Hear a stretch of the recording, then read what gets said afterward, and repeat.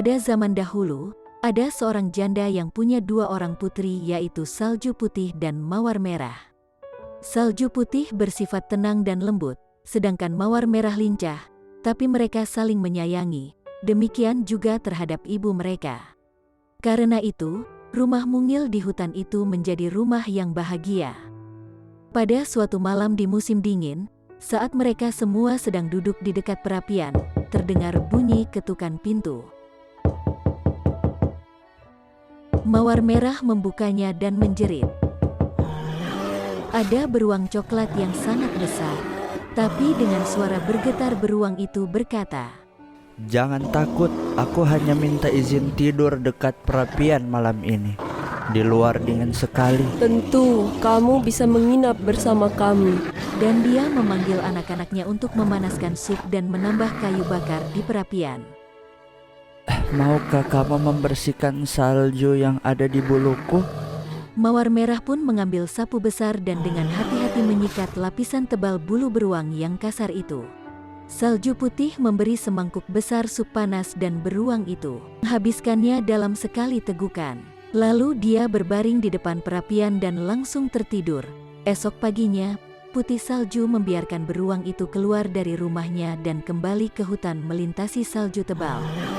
Tapi pada malam hari, beruang itu kembali dan sekali lagi Salju Putih, Mawar Merah, dan ibu mereka merawatnya. Sejak itu, beruang itu selalu datang setiap malam sepanjang musim dingin. Mereka semua senang kepadanya. Tapi ketika musim semi datang, beruang itu mengatakan bahwa dia tidak akan kembali lagi. "Aku harus menjaga harta karunku. Setelah salju mencair, orang-orang jahat pasti akan datang mencurinya," ujarnya. Kemudian sebelum pergi kembali ke hutan, dia memeluk mereka. Saat melintasi pintu taman, bulunya tersangkut paku. Sekilas Salju Putih merasa melihat kilatan emas, tapi beruang itu bergegas pergi dan segera menghilang dari pandangan. Beberapa hari kemudian, ketika Mawar Merah dan Salju Putih keluar memetik beri untuk dibuat selai, mereka melihat sebuah pohon tumbang. Mereka melihat kurcaci yang sangat pemarah sedang menarik-narik janggutnya yang terjepit batang pohon besar. "Hei, jangan berdiri saja seperti sepasang angsa bodoh. Ayo, bantu aku cepat!"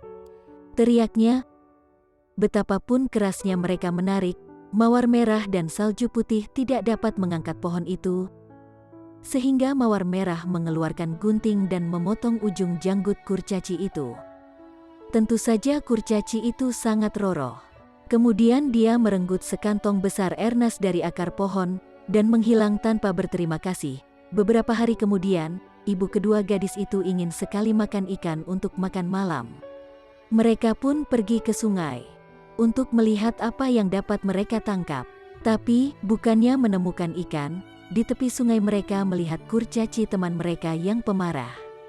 Kali ini janggutnya tersangkut tali pancing. "Jangan hanya berdiri melihat saja. Bantu aku melepaskannya." Salju Putih berusaha mengurainya, tapi tidak bisa sehingga dia menggunting sedikit janggutnya. Wajah kurcaci itu menjadi merah karena marah.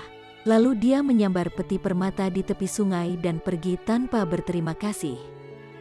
Beberapa hari kemudian ada pekan raya musim semi.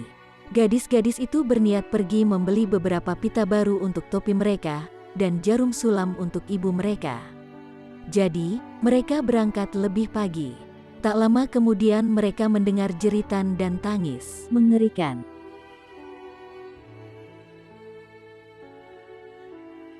Mereka berlari ke arah suara itu, dan sekali lagi mereka bertemu kurcaci pemarah itu.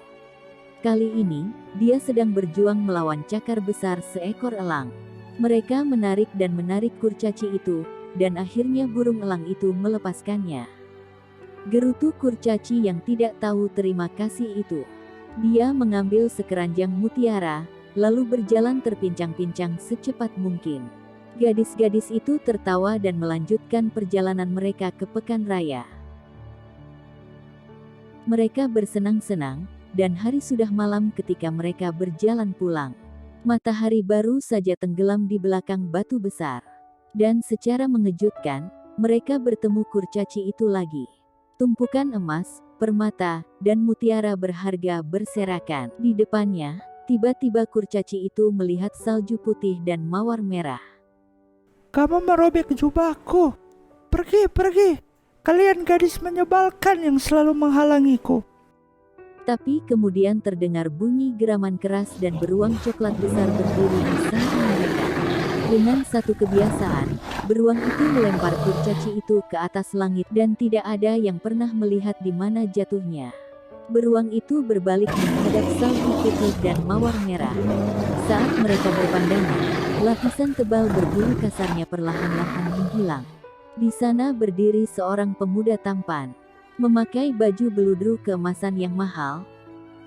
Jangan takut salju putih dan mawar merah. Nah, kalian bisa lihat siapa diriku sebenarnya. Kurcaci jahat itu telah mengutukku agar bisa mencuri semua harta karunku. Tapi kalian telah menyelamatkan kutukannya dengan kebaikan kalian. Mereka semua pulang ke rumah dengan membawa harta karun itu. Mereka berbincang-bincang hingga larut malam. Salju putih menikah dengan pemuda tampan itu yang ternyata mempunyai seorang adik yang akhirnya menikahi mawar merah. Mereka semua hidup bahagia selamanya. Tapi kalau kamu pernah bertemu kurcaci yang jenggotnya tinggal separuh, saya akan berhati-hati kalau saya menjadi kamu.